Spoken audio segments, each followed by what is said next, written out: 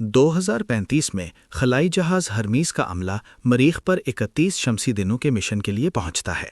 18वें दिन वो एसिडालिया प्लेनिशिया नामी इलाके की खोज करते हैं और नबातात के माहिर मार्क कीमियाई तज्जिए के लिए नमूने जमा करता है।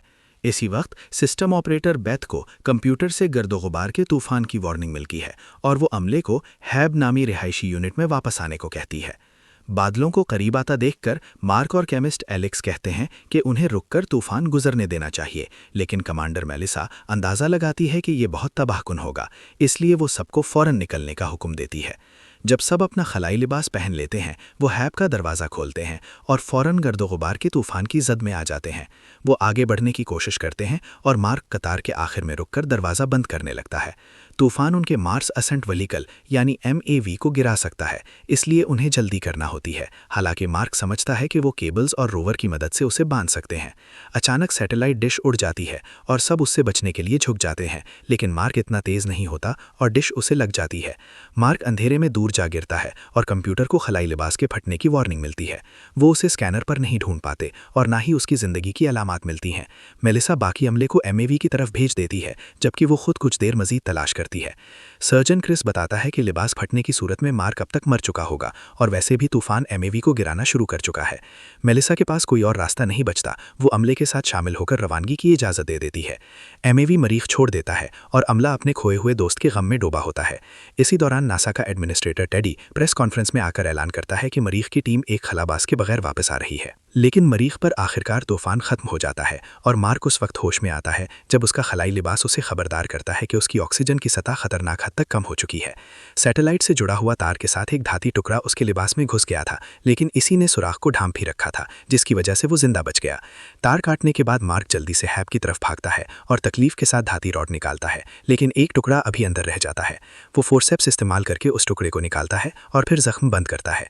इसके बाद वो कंप्यूटर में लॉग इन होकर एक वीडियो लॉग शुरू करता है ताकि जो कुछ हुआ है उसकी तफसील रिकॉर्ड कर सके अगर वो जिंदा ना रह सका। चूंकि एंटीना टूट चुका होता है, उसके पास नासा से राब्ते का कोई तरीका नहीं रहता और अगला इंसानी मिशन 4 साल बाद आएगा, मगर उसे नहीं लगता कि वो तब तक जिंदा रह सकेगा। जब बाहर एक और तूफान आ जाता है, मार्क दिन का ज़्यादातर हिस्सा आराम करते हुए गुजारता है, लेकिन आखिरकार वो बोर हो जाता है। वो हैब साफ करना शुरू करता है और अपने दोस्तों की चीज़ें नाम लगे हुए डब्बों में रखता है। इन सब की तस्वीरें देखकर वो फैसला करता है कि वो वहाँ मरने वाला नहीं है। सुबह वो सारा खाना तरतीब से रखता है, जिसमें वो खुराक भी शामिल होती है जो उन्होंने थैंक्सगिविंग के लिए बचा कर रखी थी, जिसमें कुछ आलू होते हैं और वही उसे एक ख्याल दे देते हैं। अपनी बतौर नबातात के माहिर तरबियत को इस्तेमाल करते हुए मार्क हैब के अंदर मरीखी मिट्टी और अमले के बाथरूम के फुजले को खाद बनाकर एक ग्रीन हाउस बनाने लगता है। वो तमाम आलू लगा देता है, लेकिन उनके उगने के लिए बहुत ज़्यादा पानी दरकार होगा। खुशकिस्मती से उसके पास ऐसे औजार और पुर्जे होते हैं जिनसे वो एक ऐसा आला बना सकता है जो बचे हुए रॉकेट के ईंधन को जलाकर उसे पानी में बदल दे। पहली बार जब वो उसे चलाता है तो मशीन आग पकड़ लेती है, इसलिए मार्क को अपनी हिसाब किताब दुरुस्त करना पड़ती है और हिफाजती लिबास पहनकर दोबारा कोशिश करनी पड़ती है। इस बार ये सही काम करता है और अब उसके पास अपने लिए भी और अपने बाग के लिए भी पानी आ जाता है। दिन गुजरते जाते हैं, मार्क मेहनत करता रहता है और सब कुछ रोजाना वीडियो लॉग्स में रिकॉर्ड करता है। वो बाग की देखभाल करता है और बाहर सोलर पैनल्स की मरम्मत भी करता है। 34वें दिन वो खुशी से देखता है कि पौधे वाकई उग रहे हैं। जमीन पर मरीख के मिशन के डायरेक्टर विंसेंट टेडी से कहते हैं कि उन्हें 4 साल इंतजार करने के बजाय एक नया मिशन फौरन तरतीब देना चाहिए, क्योंकि पिछला मिशन मुकम्मल नहीं हुआ था। टेडी मुत्तफिक नहीं होता, कहता है कि अगर वो अभी जहाज भेजेंगे तो मार्क का जिस्म आवाम के सामने आएगा और लोग उसे पसंद नहीं करेंगे। ताहम विंसेंट कहता है कि वो इसे अपने फायदे में इस्तेमाल कर सकते हैं अगर मिशन को यूं पेश करें कि वो खानदान के लिए जिस्म वापस लाने जा रहे हैं। चंद मिनट बाद टेक्सास स्पेस सेंटर में एक ऑपरेटर को विंसेंट का पैगाम आता है कि वो मरीख पर कुछ मखसूस नुकात तलाश करे। वो सैटेलाइट का इस्तेमाल करके इलाके को देखती है और हैरान रह जाती है कि हैब में कुछ तब्दीलियां हुई हैं। एक इमरजेंसी कॉल के बाद टेडी, विंसेंट और media director any space centre पहुंचते हैं ताकि अपनी आंखों से देख सकें। वो नतीजा निकालते हैं कि मार्क जिंदा है और बहस शुरू करते हैं कि आगे कैसे बढ़ना है, क्योंकि आम लोग ये सुनकर खुश नहीं होंगे कि एक खलाबाज पीछे छोड़ दिया गया और अमला भी मुजरिम महसूस करेगा। टेडी समझता है कि मार्क खुराक के बगैर जिंदा नहीं रह पाएगा और विंसेंट मार्क की जहनी हालत के बारे में फिक्रमंद है, क्योंकि वो शायद सोच रहा होगा कि उसे साथियों ने छोड़ दिया। अगले दिन टेडी एक और प्रेस कॉन्फ्रेंस में आता है और ऐलान करता है कि मार्क जिंदा है, लेकिन वो किसी भी सवाल का जवाब नहीं दे सकता क्योंकि उसे मजीद मालूमात नहीं है। अमले को अभी तक इन सब बातों की इत्तला नहीं दी गई। 17वें दिन मार्क नतीजा निकालता है कि उसे तवील मुद्दती सोचना शुरू करना होगा।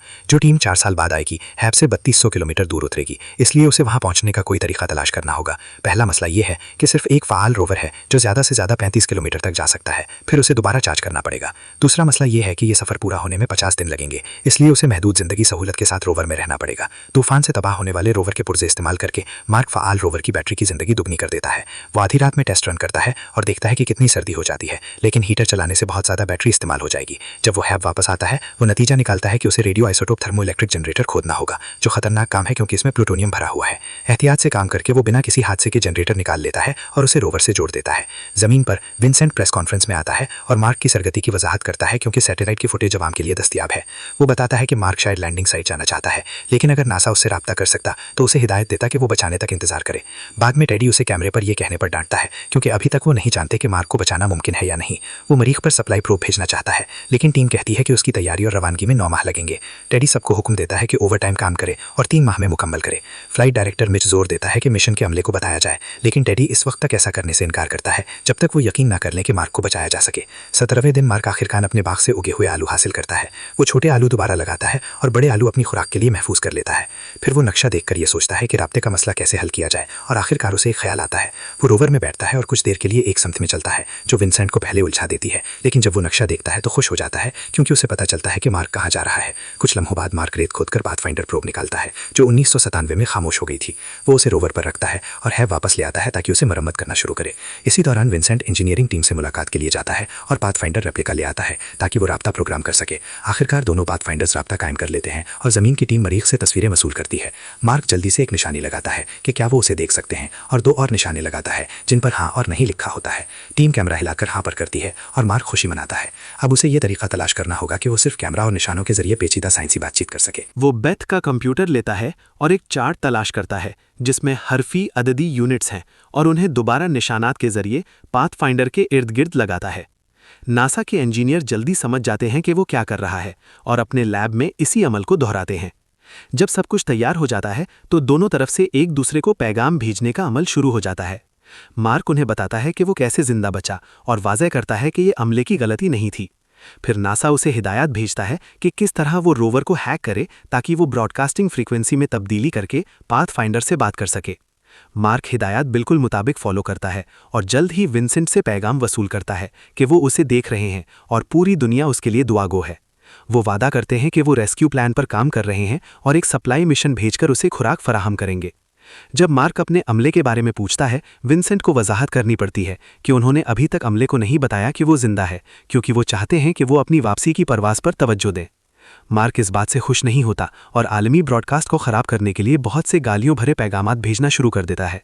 टेडी को आला हुक्काम से बात करनी पड़ती है और उन्हें कायल करना पड़ता है कि मार्क ने सिर्फ तनाव की वजह से ऐसा किया, लेकिन मिच उसे कायल करता है कि वो विंसेंट की इजाज़त के बगैर अमले से राब्ता करे।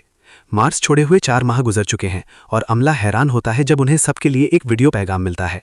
खलानवर्त स्क्रीन के गिर्द जमा होते हैं और मिच की वीडियो देखते हैं जिसमें बड़ी खबर दी जाती है। जैसा कि पेशगोई की गई थी, सबको मार्क को पीछे छोड़ने का एहसास जुर्म होता है। रोज़ाना लॉग के 128वें दिन मार्क शेयर करता है कि नासा हर छोटी चीज़ पर भी अपडेट्स मांग रहा है और अब वो उसके खेतों को माइक्रो मैनेज करना चाहते हैं, जैसे कि उसे मालूम ही नहीं कि वो क्या कर रहा है। उसे बहुत सी ईमेल्स मौसूल हुई हैं जिनमें एक सदर की तरफ से और एक उसकी यूनिवर्सिटी की तरफ से शामिल है। उन्होंने कहा कि जब आप किसी जगह पर फसल उगाते हैं तो आपने उसे सरकारी तौर पर कॉलोनाइज कर लिया है, इसलिए मार्क ऐलान करता है कि उसने मरीख को कॉलोनाइज कर लिया है। अगली ट्रांसमिशन में नासा मार्क से कहती है कि वो तस्वीर के लिए पोस्ट करे और एनी नाराज हो जाती है क्योंकि वो मजाक करने की कोशिश करता है बजाय कि प्रेस के लिए कोई शाइस्ता अमल करे। टेडी उसे कहता है कि वो उसे फिर भी पोस्ट करे, साथ ही ऐलान के साथ कि लगभग 9 माह में उसे सप्लाईज भेजी जाएंगी। खुराक उसके लिए इतनी होनी चाहिए कि तब तक चल जाए, लेकिन टेडी फिक्रमंद है कि कुछ गलत हो सकता है। एक रात मार्क बाहर कुछ मरम्मत मुकम्मल करता है और हैब में वापस आता है। ताहम एक खराबी होती है और दबाव दीवार में सुराख पैदा करता है। अचानक एक छोटी धमाका होती है और एयरलॉक उड़कर कुछ देर के लिए घूमता है, फिर गिरकर टुकड़ों में बिखर जाता है। मार्क इस वाकये से बच जाता है, लेकिन उसके लिबास में सुराख हो गया है और वो ऑक्सीजन खो रहा है। वो टेप इस्तेमाल करके तमाम दरारें ढांप देता है और वक्त पर लिबास को दोबारा सील कर देता है। फिर मार्क हैब वापस आता है और मायूस हो जाता है कि धमाके की वजह से उसके सभी पौधे जल गए हैं। कुछ सप्लाईज लेकर वो रात गुजारने के लिए रोवर में जाता है, जहां वो मायूसी में चिल्लाकर जमीन को पैगाम भेजता है। नासा में विंसेंट बाकी खुराक के बारे में दूसरों को बताता है कि मार्क के पास लगभग 200 दिन की खुराक है। टेडी फौरन अहकामात देता है कि सब सप्लाई प्रोब पर तेजी से काम करे। मार्क को मसरूफ रखने के लिए नासा उसके सिग्नल को हरमीज से जोड़ देता है और अब वो एक दूसरे को पैगाम भेज सकते हैं। अगले दिन मार्क बाग साफ करता है और धमाके से होने वाले सुराख को सील करता है। इस रात वो बाकी आलू का रेशन बनाता है, लेकिन बाहर एक और तूफान सुनकर उसका तनाव बढ़ जाता है। जमीन पर स्पेस डायनामिक्स के माहिर रिच अपने साथी से प्रोब के सफर के समय पर बात करता है। वो जमीन और मरीख के खराब पोजीशन होने पर मजाक करता है और ये उसे एक ख्याल देता है। इसी दौरान टेडी कोशिश करता रहता है कि प्रोटोकॉल में ऐसे स्थान तलाश करे जहां वक्त कम करके काम जल्दी मुकम्मल किया जा सके। रोज 155 मार्क ने अपने खाने को बिल्कुल कम से कम कर दिया और उसे दवाई के साथ मिक्स करना शुरू कर दिया। 4 हफ्ते बाद प्रोब आखिरकार तैयार हो जाती है और नासा में सब लोग लॉन्च देखने के लिए जमा होते हैं। शुरू में सब कुछ ठीक लगता है, लेकिन जल्द ही वो एक बहुत बड़ी प्रिसिशन देखते हैं और चंद मिनटों में प्रोब धमाके से तबाह हो जाती है। कमरे में फौरन माहौल खराब हो जाता है और विंसेंट के लिए मुश्किल होता है कि मार्क को अपडेट देने के लिए बताए। रोज 186 मार्क मेलिसा को पैगाम भेजता है कि जब वो जमीन वापस आए तो उसके पालदेन की खैरियत देखे और मरीख पर उनके समय के बारे में सब कुछ बताए। वो चाहता है कि वो जाने कि वो उन्हें मोहब्बत करता है और उसने अपनी जात से बड़ी चीज के लिए अपनी जान दी, जिस पर वो फख्र महसूस करता है। इसी दौरान China national space administration teddy को एक इंटरव्यू में देखती है, जहां वो वजाहत करता है कि प्रोब नाकाम हुई क्योंकि उन्होंने मुआयनों में वक्त कम किया। चीन के पास एक ज्यादा जदीद बूस्टर है जो नासा को तेज लॉन्च करने में मदद कर सकता है, लेकिन ये हमेशा खुफिया मालूमात रही है, इसलिए अगर वो मदद करें तो इसे निजी रखना होगा और दुनिया को मालूम नहीं होना चाहिए। जल्द ही टेडी को उनकी तरफ से कॉल आती है और वो राजदाराना मुआहदे पर राजी हो जाता है। जबकि नासा के इंजीनियर्स 28 दिन में एक और प्रोब तैयार करने की कोशिश करते हैं, रिच अपने हिसाबात मुकम्मल करता है और विंसेंट से मिलने के लिए जाता है कि वो एक बेहतर प्लान रखता है। विंसेंट एक मीटिंग तरतीब देता है और रिच अपने प्लान की बसरी वजाहत करता है, स्टेपलर, एनी और टेडी का इस्तेमाल करते हुए। प्रोब को बराह रास्त मरीख भेजने के बजाय वो चीनी बूस्टर का इस्तेमाल करके उसे हर्मीज के रास्ते में ले जा सकते हैं। अमला सप्लाईज ले सकता है और जमीन के गिर्द स्लिंग शॉट इफेक्ट के जरिए उड़ सकता है, जो रफ्तार बरकरार रखेगा और उन्हें जल्द मरीख वापस भेज देगा ताकि मार्क को बचाया जा सके, जो MAV में उनसे मुलाकात करेगा। हालांकि ये अमले के मिशन में मजीद 500 दिन शामिल कर देगा। मिच सोचता है कि मेलिसा और दीगर को फैसला करने देना चाहिए कि वो करना चाहते हैं या नहीं, लेकिन टेडी पूरे अमले के खोने का खतरा नहीं लेना चाहता और ऐलान करता है कि वो असल प्लान पर कायम रहेंगे, ना कि रिच के प्लान पर। हर्मीज पर बेथ एक खुफिया शुदा पैगाम दराफ्त करती है और उसे डिकोड करके रिच का प्लान जान लेती है। अमला जमा होता है ताकि फैसला करे कि क्या करना चाहिए और मेलिसा सबको नतीजे याद दिलाती है। वो 1 साल तक अपने परिवार नहीं देखेंगे और चूंकि ये बगावत के बराबर है, उन्हें फौजी अदालत का सामना करना पड़ेगा। इसके अलावा स्लिंग शॉट गलत हो सकता है और सबको मार सकता है। हालांकि अमला हिचकिचाहट के बगैर उसे करने के हक में वोट देता है। नासा में वो बेथ से पैगाम वसूल करते हैं जिसमें रिच के बारे में मजाक होता है, इससे पहले कि वो देखें हर्मीज रास्ते से हट रहा है। टेरी के पास कोई चारा नहीं कि वो एनी को प्रेस से बात करे ताकि उन्हें नए प्लान के बारे में बताया जा सके। वो ये भी अंदाजा लगाता है कि मिच ने हर्मीज को खुफिया तौर पर मालूमात भेजी हैं और उसे बताता है कि ये मिशन खत्म होने के बाद उसे इस्तीफा देना पड़ेगा। रोज 219 मार्क रोवर में तरमीम करना शुरू करता है क्योंकि उसे बहुत सा सामान ले जाना होगा ताकि वो उस गड्ढे तक सफर में जिंदा रह सके जहां दूसरा MAV मौजूद है। नासा अपने लैब में वही टेस्ट करती है और उसे अपडेटेड मालूमात भेजती है ताकि वो आगे बढ़ सके। चीनी साइंसदान नासा के दफ्तर आते हैं ताकि बूस्टर पर काम करे। हालांकि जबान और संस्कृति की वजह से बहुत से राब्ता के मसले हैं। हर्मीज का अमला अपने परिवारों को कॉल करता है ताकि उन्हें बताया जा सके कि उन्हें दोबारा मिलने के लिए मजीद 500 दिन इंतजार करना होगा। आखिरकार रोवर तैयार हो जाता है और मार्क उसे चलाना शुरू करता है ताकि तस्दीक कर सके कि सब कुछ सही काम कर रहा है। नया बूस्टर भी कामयाबी के साथ टेस्ट हो जाता है और प्रोब बिना किसी मसले के लॉन्च हो जाती है। हर्मीज उसे जमीन के करीब ढूंढ लेती है और अमला उसे जहाज से जोड़ देता है। 7 महीने बाद मार्क आखिरकार रवाना होने के लिए तैयार हो जाता है। वो अपना आखिरी लॉग रिकॉर्ड करता है और हैप के तमाम सिस्टम्स बंद कर देता है। फिर वो दीवार पर दिन 461 निशान करता है और हस्ताक्षर करके रोवर में बैठता है। उसके आगे एक लंबा सफर है और उसे रोवर को रिचार्ज करने के लिए हैप से ली गई सोलर पैनल्स का इस्तेमाल करते हुए बाकायदगी से रुकना होगा। वो उन लम्हों में संवर की तारीफ करता है और खुद को याद दिलाता है कि वो ज्यादातर जगहों का पहला इंसान है जो वहां जा रहा है। चार्जिंग के दौरान वो अपनी नींद भी पूरी करता है। रोज 517 मिच और इंजीनियर्स एक मसला दरियाफ्त करते हैं। हर्मीज मरीख की मदार में दाखिल नहीं हो सकता क्योंकि इससे उनके पास वापस आने के लिए काफी ईंधन नहीं बचेगा। MAV सिर्फ कम मदार तक जा सकती है, लिहाजा मार्क को कशिश बल से बचने के लिए अतिरिक्त तेज रफ्तारी इख्तियार करनी होगी। इसके लिए उन्हें MAV को 5000 किलोग्राम हल्का करना होगा। मिच सोचता है कि वो नशीते, कंट्रोल पैनल्स और यहाँ तक कि कुछ जिंदा रहने के निजाम को भी हटा सकते हैं। मार्क को सांस लेने के लिए अपना सूट पहनना होगा और हर्मीज का अमला MAV को रिमोटली पायलट करेगा बिना बैकअप कम्युनिकेशन के। सूरत हाल को मजीद खराब करने के लिए उन्हें नोज एयरलॉक और खिड़कियां हटानी होंगी और MAV के ऊपर की छत को कपड़े से ढांपना होगा। ये मिशन बहुत ज्यादा खतरों से भरा हुआ है और नाकामी का इम्कान ज्यादा है, लेकिन उनके पास कोई दूसरा इंतखाब नहीं है। जब वो मार्क को प्लान भेजते हैं, वो गाली के साथ जवाब देता है। रोज 538 मार्क आखिरकार गड्ढे तक पहुंचता है और एक और लॉग रिकॉर्ड करता है जिसमें वो प्लान की पागलपन पर चीखता है। हालांकि वो ये भी तस्लीम करता है कि उसे ये पसंद है कि वो खलाव में सफर के इतिहास का सबसे तेज इंसान बन रहा है। फिर वो तमाम तरमीमों पर काम शुरू करता है। MAV के तमाम अतिरिक्त हिस्से हटा देता है जब तक सिर्फ जरूरतें बाकी न रह जाए और ऊपर कपड़ा डालकर ढांपता है। रोज 560 मेलिसा मार्क को बचाने के प्लान का जायजा लेती है। हर हमले के रुकन को काम सौंपती है ताकि सब कुछ सही तरीके से हो। भी नाकाम हो, वो अपने दोस्त के पीछे जाने के लिए हर्मीज से कूदने को तैयार है। अगले दिन मार्क अपनी आखिरी खुराक खाता है और भविष्य में रोवर तलाश करने वाले खलानवर्द के लिए नोट छोड़ता है कि उसका ख्याल रखे क्योंकि उसने उसकी जान बचाई। जमीन पर लोग नासा के दफ्तर के बाहर और दुनिया के बड़े शहरों की सड़कों पर जमा हो रहे हैं ताकि रेस्क्यू मिशन देख सके। अपनी दाढ़ी मुंडवाने और बाल कटवाने के बाद मार्क सूट पहनता है और आखिरकार एमएवी में बैठता है। अब जब हर्मीज काफी करीब है, वो मार्क के साथ कम्युनिकेशन के जरिए बात कर सकते हैं बजाय टेक्स्ट भेजने के, और वो रोता है और अपने दोस्तों का शुक्रिया अदा करता है कि वो उसे बचाने वापस आए। मेलिसा काउंटडाउन करती है और एमएवी बिना किसी मसले के उड़ान भरती है। हालांकि कुछ ही मिनटों में कपड़ा उड़ जाता है और कैबिन में दबाव बदल जाता है, जिससे मार्क चक्कर आने लगता है और वो बेहोश हो जाता है। हर्मीज रिमोटली बूस्टर बंद कर देता है और दरियाफ्त करता है कि एमएवी का ईंधन खत्म हो गया है, जिससे ये मुख्य जहाज से तवक्को के फासले से दूर हो जाता है। अमला बैकअप ईंधन इस्तेमाल करके इसे ठीक कर सकता है, लेकिन इससे रफ्तार इतनी ज्यादा हो जाएगी कि इसे पकड़ना मुश्किल होगा। इसी लम्हे मार्क जागता है और उन्हें बताता है कि वो ठीक है अगर वो अपनी टूटी हुई पसलियों को ना गिने। जब वो मसला सुनता है, वो एक नया प्लान पेश करता है। वो अपना सूट छेद सकता है और निकलने वाली हवा को थ्रस्टर के तौर पर इस्तेमाल करके हर्मीज की तरफ उड़ सकता है। ये एक बुरा प्लान है, लेकिन इससे मेलिसा को भी एक मिलता जुलता ख्याल मिलता है। वो एयरलॉक फाड़ सकते हैं और निकलने वाली हवा उन्हें वो धक्का देगी जो दरकार है। ये बहुत खतरनाक है, लेकिन उनके पास कोई और ऑप्शन नहीं, इसलिए मेलिसा एलेक्स को कॉल करती है और उसे बम बनाने के लिए कहती है। जहाज की सप्लाईज इस्तेमाल करते हुए, जिनमें सादा चीनी भी शामिल है, एलेक्स एक बम बनाता है जो डायनामाइट से ज्यादा ताकतवर है। क्रिस उसे एयरलॉक पर लगाता है और फिर तैरता हुआ दूर हो जाता है। कॉकपिट में हिसाबात दर्शाते हैं कि फासले में थोड़ी सी फर्क बाकी है, इसलिए मेलिसा ऐलान करती है कि वो बाहर जाएगी और फौरन सूट पहनकर तैयार हो जाती है। जब बम आखिरकार फटता है, एयरलॉक दबा हो जाता है और मतलूबा असर पैदा होता है।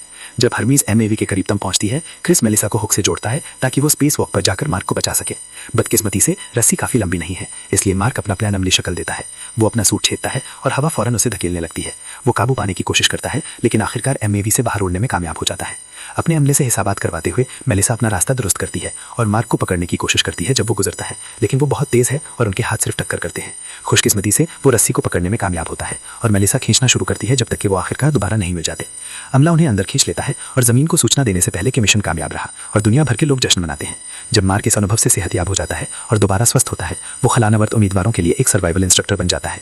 3 साल बाद मरीख के लिए एक नया मिशन कामयाबी से लॉन्च होता है।